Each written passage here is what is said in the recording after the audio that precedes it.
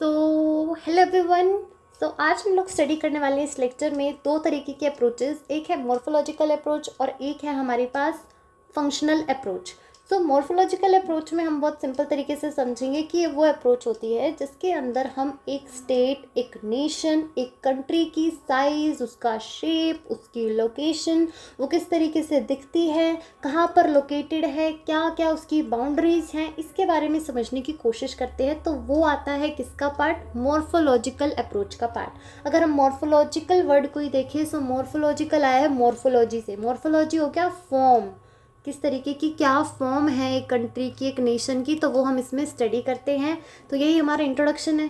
ठीक है, यही इंट्रोडक्शन में लिखना है कि भाई एक कंट्री क्या शेप, साइज़, क्या उसका लोकेशन है, क्या उसका ऑर्गेनाइजेशन है, पॉलिटिकल यूनिट्स का, वो सब हम स्टडी करते हैं मॉर्फोलॉजिकल अप्रोच में। नेक्स्ट आता है हमारे पास, इसके अंदर हम सिर्फ एक्सटर्नल मॉर्फोलॉजी नहीं बल्कि इंटरनल मॉर्फोलॉजी को भी पढ़ते हैं। तो इसका मतलब क्या, इंटरनल और एक्सटर्नल। एक्सटर्नल मॉर्फोलॉजी हो गई जैसे कि हम लोग बात करें इटली के बारे में, ठीक है, या चलो हम लोग बात करते हैं इंडिया के बारे में। ये है इंडिया। इंडिया के अंदर कहाँ पर महाराष्ट्र है, कहाँ पर आसाम है, कहाँ पर हिमाचल प्रदेश है, कौन सी सबसे छोटी स्टेट है, गोवा सबसे छोटी स्टेट है, सबसे बड़ी कौन सी स्टेट है, कैसे दिखती है, किसके पास लोकेशन है, कौन सी स्टेट कोस्टल एरियाज़ में लोकेटेड है, कौन सी बिल्कुल एकदम इंटीरियर पे लोकेटेड है। तो ये हम पढ़ रहे हैं, क्या चीज़ पढ़ रहे हैं? Internal morphology of a country. लेकिन वहीं एक होती है एक्सटर्नल मॉर्फोलॉजी, जहाँ पे हम लोग पढ़ते हैं नेशन का दूसरे नेशन के साथ रिलेशन। इंडिया का श्रीलंका से क्या रिलेशन है इन टर्म्स ऑफ मॉर्फोलॉजी। जैसे इंडिया क्या है, बहुत बड़ी है इन कंपैरिजन टू श्रीलंका जो कितनी छोटी नज़र आती है। प्लस श्रीलंका के आजू बाजू चारों तरफ क्या है? पानी है। बट इंडिया के सिर्फ 3 तरफ पानी है, एक तरफ क्या है? लैंड है। ये सारा पार्ट क्या हो गया? एक्सटर्नल मॉर्फोलॉजी का पार्ट। इंट्रोडक्शन में ना हमें सिर्फ 3-4 चीज़ें बतानी है। पहली बता देने का कि ये अप्रोच ऐसी अप्रोच होती है जिसके अंदर हम लोग एक नेशन के shape, size, location, morphological structure, form, इन सब के बारे में स्टडी करते हैं। इसके अंदर हम सिर्फ इंटरनल नहीं एक्सटर्नल पर भी फोकस करते हैं कि एक्सटर्नल रिलेशन क्या है एक नेशन का दूसरे नेशन के साथ in terms of location, in terms of shape, size की कौन सी कंट्री बड़ी है, कौन सी कंट्री छोटी है, कितनी दूरी पर लोकेटेड है, ये सारी चीज़ें। ठीक है, नेक्स्ट आता है इसकी ओरिजिन, इसका प्रोपोनेंट्स, या मतलब प्रोपोनेंट्स मतलब क्या हो गया कि किसने इसको सपोर्ट किया, किसने इसकी शुरुआत की। तो हम इसके अंदर बताएंगे सबसे पहले कि ये जो टर्म है मॉर्फोलॉजिकल अप्रोच, ये डेवलप की गई थी अर्ली 20th सेंचुरी में। ठीक है, यानी कि 1900 के आसपास इसकी शुरुआत हुई थी। इसकी एसोसिएटेड है एक जर्मन स्कॉलर फ्रेडरिच रासल से, जिसने की कंसेप्ट दिया था लेबेंस्ट्रॉम का, जो हमने पहली वीडियो में भी पढ़ा था कि लेबेंस्ट्रॉम क्या है, ये एक ऐसा कंसेप्ट है जो कि रासल ने दिया है, जो कि एक्सप्लेन करता है कि जो एक स्टेट होती है ना, वो बिल्कुल एक ऑर्गेनिज्म की तरह होती है। जिस तरीके से एक ऑर्गेनिज्म ग्रो करता है, ठीक है, एक बच्चे से एक बड़ा व्यक्ति बनता है, वैसे ही एक स्टेट छोटी थी, धीरे धीरे करके उसमें आजू बाजू के सारे एरियाज़ मिलते हैं तो वो एक स्टेट बहुत बड़ी स्टेट हो जाती है। जैसे कि यूएसएसआर क्या था उस टाइम पे, इतनी सारी छोटी छोटी स्टेट्स मिलके आई साथ में और इतना बड़ा यूएसएसआर क्रिएट हो गया। यहाँ पर फोकस किया गया है रात्सल के द्वारा कि स्टेट जो है वो एक लिविंग ऑर्गेनिज्म की तरह होती है जो कि बढ़ती रहती है। ठीक है, और जो चीज़ नहीं बढ़ती है, जो स्टेट अपने आप को एक्सपेंड नहीं करती है, वो ख़त्म हो जाती है। ख़त्म हो जाती है इन द सेंस कि उसको कोई और कंट्री कैप्चर कर लेती है, इन्वेड कर लेती है। इसके अंदर हमने रात्सल का कंट्रीब्यूशन बताना है। फिर हम कॉल्ड हॉशफर के बारे में भी बता सकते हैं कि इसने अलग अलग जियो पॉलिटिकल आइडियाज़ दिए कि ये लोकेशन, स्टेट की ऐसी लोकेशन है, ये ऐसा शेप है, ऐसा साइज़ है इसका, इसका कोस्टल एरियाज़ के साथ क्या रिलेशन है। तो इस तरीके से इसने अलग अलग जोग्राफिकल आइडियाज़ क्रिएट किए, जो पॉलिटिकल आइडियाज़ क्रिएट किए। तो इसका भी कंट्रीब्यूशन रहा है मॉर्फोलॉजिकल अप्रोच को प्रमोट करने का in the political geography. Next आता है की फीचर्स ऑफ मॉर्फोलॉजिकल अप्रोच। इसके अंदर एक्सटर्नल और इंटरनल मॉर्फोलॉजी दोनों पर ध्यान दिया जाता है। एक्सटर्नल मॉर्फोलॉजी में आती है शेप ऑफ द स्टेट। तो शेप ऑफ द स्टेट का मतलब क्या होता है कि एक स्टेट की क्या शेप होती है। अब कोई भी पूरा वर्ल्ड है, अपीयरेंस जो कि एक स्टेट की होती है, जैसे कि कुछ स्टेट्स क्या होती है वो बहुत ज़्यादा कम्पैक्ट होती है।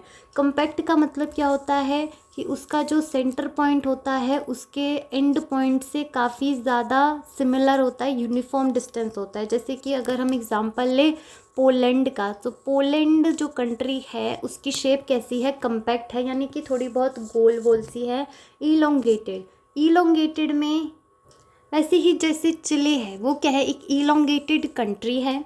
फ्रेगमेंटेड कंट्री में आता है इंडोनेशिया, जैसे कि इंडोनेशिया क्या है, उसके आधे टुकड़े यहाँ हैं, फिर वापस पानी में, फिर दोबारा से उसके कुछ टुकड़े इधर उधर बिखरे हुए हैं। सो काफ़ी ज़्यादा फ्रेगमेंटेड कंट्री है वो, ठीक है। तो वो आता है हमारे पास शेप में। सो शेप में हम लोग क्या स्टडी करते हैं, अलग अलग जो भी अपीयरेंस होती है एक स्टेट की। जैसे कि जो इटली है उसकी शेप क्या है, शू शेप है, जूते जैसा दिखता है वो, है ना, इस टाइप से है। तो ये हम लोग किसके अंदर आता है, ये हमारी स्टडी आती है मॉर्फोलॉजिकल अप्रोच में। नेक्स्ट आता है हमारे पास साइज़। साइज़ में क्या होता है कि स्टेट छोटी है, बड़ी है, लार्ज है, मोटी है, छोटी है, पतली है, टेढ़ी है, मीडी है, ये सब। सो इसमें हमने यही बता दिया कि स्टेट्स जो होती है वो क्या होती है, जो लार्जर स्टेट्स होती हैं उनके पास अपने फ़ायदे होते हैं कि उनके पास ज़्यादा रिसोर्सेज होते हैं, लेकिन वहीं स्मॉलर स्टेट्स होती है उनके पास भी कुछ अपने फ़ायदे होते हैं कि वो अच्छे से उनके पास जो रिसोर्सेज होते हैं वो मैनेज कर पाते हैं, क्योंकि उनका स्मॉल साइज़ होता है, उनके ऊपर कोई ऐसा एडमिनिस्ट्रेटिव चैलेंजेस फेस नहीं करते वो। लेकिन जो बड़ी स्टेट्स होती हैं उनको काफ़ी ज़्यादा दूर दूर तक रिसोर्सेज पहुंचाने हैं, पब्लिक डिलीवरी सर्विसेज करनी है। तो इस टाइप से हर एक स्टेट का भी फ़ायदा भी है, नुकसान भी है। अगर कोई स्टेट बड़ी है तो उसके लिए कुछ चीज़ें उसके बेनिफिट में काम करती है और कुछ नुकसान में भी काम कर सकती हैं। फिर आता है लोकेशन। तो ये हम लोग स्टडी कर रहे हैं मॉर्फोलॉजिकल अप्रोच के अंदर की फ़ीचर्स, कि हम लोग इसके अंदर एक्सटर्नल फीचर्स भी पढ़ते हैं। एक्सटर्नल में क्या आता है कि क्या शेप है, फिर हमने स्टडी किया साइज़ क्या है, फिर हम स्टडी कर रहे हैं लोकेशन। लोकेशन में हम लोग स्टडी करते हैं एब्सोल्यूट लोकेशन, रिलेटिव लोकेशन, ठीक है, कि क्या किसके क्या नेबर्स हैं, ठीक है, कौन सी कंट्री की ओशन के पास है। इसके अलावा क्या ट्रेड रूट्स के साथ कैसे क्या ट्रेड रूट्स हैं, क्या रेलवेज़ की अवेलेबिलिटी है किस कंट्री में, ये सारी चीज़ें आती है लोकेशन में। नेक्स्ट आता है बाउंड्रीज़। बाउंड्रीज़ का टॉपिक डिटेल में आगे यूनिट में भी है, 2 में है, तो हम इसमें शॉर्ट में पढ़ते हैं कि बाउंड्रीज कैसी हो सकती है, नेचुरल भी हो सकती है, आर्टिफिशियल भी हो सकती है। नेचुरल जैसे इंडिया के अंदर हिमालयस क्या है वो एक नेचुरल बाउंड्री फॉर्म करते हैं।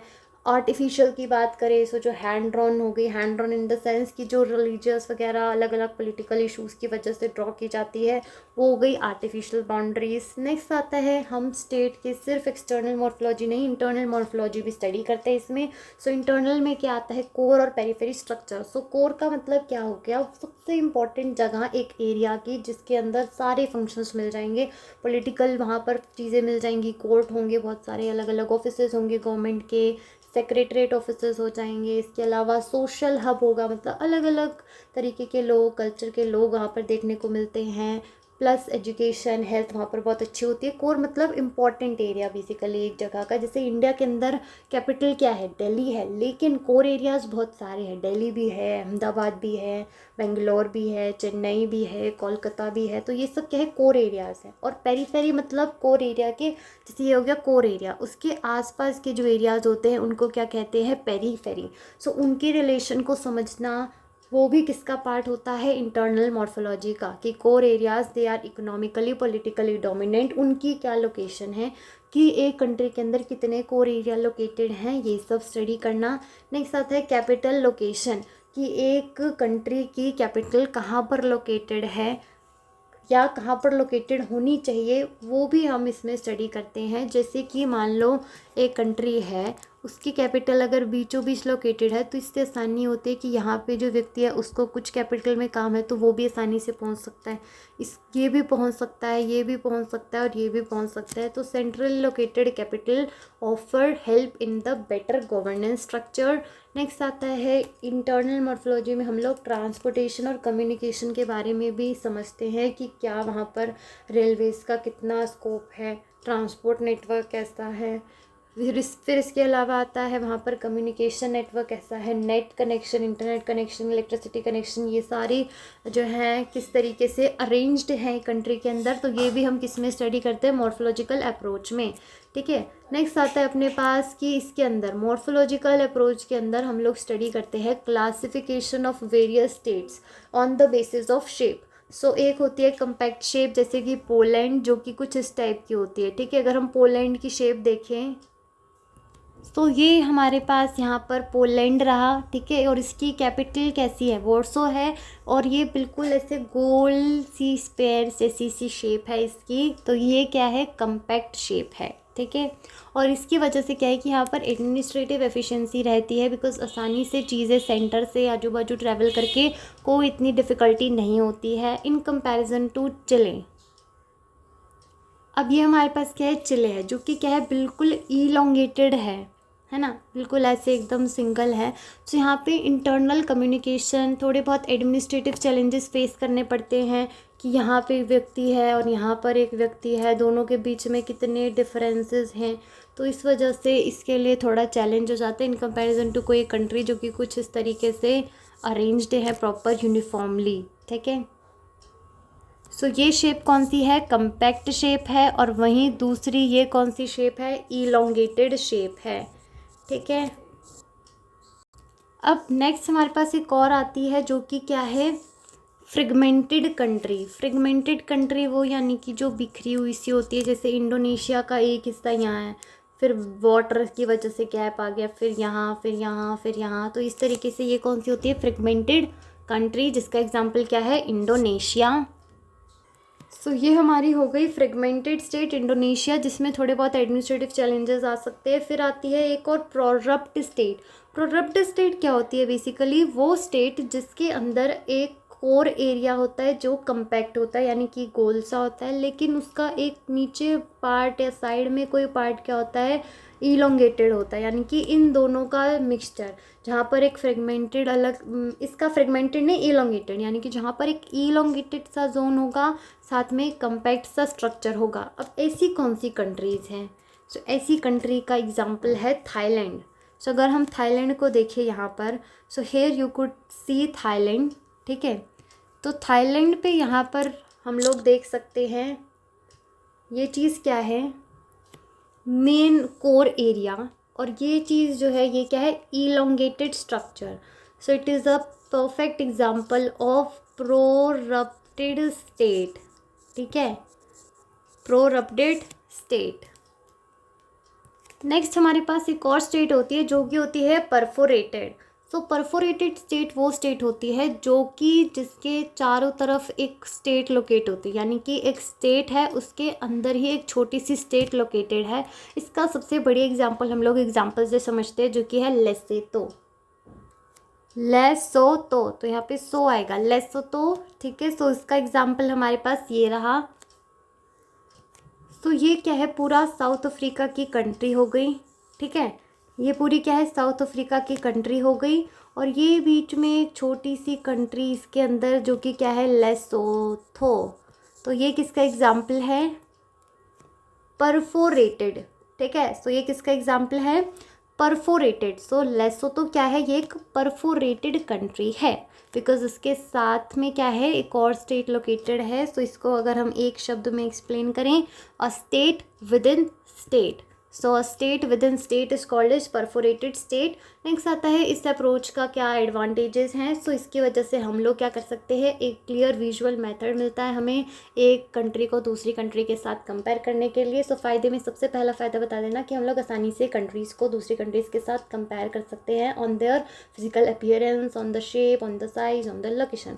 नेक्स्ट आता है कि इससे हम लोग आइडेंटिफाई कर सकते हैं patterns that can affect governance and security, कि जो भी मान लो कि कंट्री की सिक्योरिटी वगैरह है उसके ऊपर क्या गवर्नेंस स्ट्रक्चर है, वो उस पर भी डिपेंड करते हैं कि कंट्री का साइज़ कितना है, क्या उसकी लोकेशन है, क्या उसके नेबरिंग कंट्रीज़ के साथ रिलेशन वगैरह है, कितनी बाउंड्रीज टच करते हैं। ठीक है, एक कंट्री दूसरे कंट्री के साथ। सो नेक्स्ट आता है इट इज़ यूज़फुल इन। सो ये जो अप्रोच है मॉर्फोलॉजिकल अप्रोच, जिसका इस्तेमाल किया जाता है बॉर्डर स्टडीज़ करने में, जो भी बॉर्डर कन्फ्लिक्ट्स होते हैं उनको सॉल्व करने में, डिफेंस वगैरह प्लान करने में, रीजनल डेवलपमेंट करने में, स्ट्रैटेजिक फंक्शनल सिग्निफिकेंस की एक शेप है, कौन सी शेप सबसे बढ़िया कंसीडर होती है उसके बारे में एनालाइज करना, समझना, अंडरस्टैंड करना कि क्या किस शेप की क्या सिग्निफिकेंस है। ठीक है, नेक्स्ट आता है अपने पास क्रिटिसिज्म। इस अप्रोच की कुछ क्रिटिसिज्म भी है, यानी कि बहुत ज़्यादा डिटर्मिनिस्टिक है, यानी कि फोकस करती है फॉर्म पे, शेप पे, साइज़ पे, लोकेशन पे और फंक्शंस पे बिल्कुल भी फोकस नहीं करती है कि क्या कैसा स्ट्रक्चर है, क्या उसके अंदर पॉलिटिकल एक्टिविटीज़ होती हैं, उससे कोई लेना देना नहीं है इस अप्रोच का। इस अप्रोच का मतलब बस ये है कि भाई शक्ल दिखा दो एक स्टेट की, उसका साइज़, उसकी लोकेशन और बस हमने कंपेयर करके रख दिया, लेकिन फंक्शंस पे भी फोकस होना चाहिए। ये क्रिटिसिज्म में हमें ये पता चलता है। दूसरा क्या है कि इसके अंदर सोशो पॉलिटिकल डायनामिक्स इग्नोर किए जाते हैं कि एक स्टेट की क्या आइडियोलॉजी है। जैसे कि यूएसएसआर की आइडियोलॉजी क्या थी, सोशलिज्म की, स्टेट को सारी चीज़ें ओन करनी चाहिए। यूएसए की आइडियोलॉजी क्या थी, कैपिटलिज्म, यानी कि प्राइवेट सिटीजन्स को सब कुछ ओन करना चाहिए। सो आइडियोलॉजी पे बिल्कुल फोकस नहीं है। इकोनॉमी कौन सी, क्या बढ़िया इकोनॉमी है किसकी, मतलब इसके अंदर ये आ गया कि कौन सी रिच इकोनॉमी है, कहाँ पर पोवर्टी है, पुअर कंडीशंस है वर्किंग की, ये इस सब पे बिल्कुल ध्यान नहीं दिया गया। इसके अलावा कल्चरल आइडेंटिटी वगैरह पे भी बिल्कुल फोकस नहीं किया गया। नेक्स्ट आता है कि ये काफ़ी ज़्यादा स्टैटिक है नेचर के अंदर, तो इसलिए हम लोग आज इतना डायनेमिक एरा है, everything is changing in the hours. So globalisation and cyber politics के ज़माने में ये अप्रोच काफ़ी ज़्यादा स्टैटिक है, जो कि सिर्फ शेप साइज़ पर ही फोकस करती है, बाकी एस्पेक्ट जैसे कल्चर, इकोनॉमी, आइडियोलॉजी को इग्नोर करती है। तो ये कंक्लूजन की जो मॉर्फोलॉजिकल अप्रोच है ये एक फाउंडेशनल मेथड है in political geography. Although it is very limited used just to explain the, कि इसका यूज़ क्या है, सिर्फ एक्सप्लेन करना मॉर्फोलॉजी ऑफ अ स्टेट। ठीक है, लेकिन अगर हम इसे कंबाइन कर दे फंक्शनल अप्रोच के साथ, तो दोनों का कॉम्बिनेशन से हम लोग बढ़िया एनालाइज कर पाएंगे एक political condition of this world. So the morphological approach remain a foundational method in political geography, also limited in explaining modern political dynamics. कि मॉडर्न चीज़ों के लिए हम इसका यूज़ नहीं करते हैं, लेकिन फिर भी हम इसका एक कंट्री की क्या फॉर्म है, उसकी क्या स्ट्रैटेजिक प्लानिंग है, क्या सिग्निफिकेंस है, डिफेंस बॉर्डर में इसका काफ़ी ज़्यादा यूज़ किया जाता है। सो इसी के साथ ये हमारा टॉपिक था morphological approach in political geography, जिसमें हमने सबसे पहले एक्सप्लेन करना है इंट्रोडक्शन, फिर हमने बताया उसके प्रोपोनेंट्स ओरिजिन, फिर हमने बताया इसके अंदर दो चीज़ों पे फोकस होता है, एक्सटर्नल और इंटरनल मॉर्फोलॉजी, फिर हमने बताया इसके अंदर हम अलग अलग साइज शेप पर क्लासिफिकेशन करते हैं स्टेट का, फिर हमने इसके एडवांटेजेस, क्रिटिसिज्म और कंक्लूजन बताना है। That's it.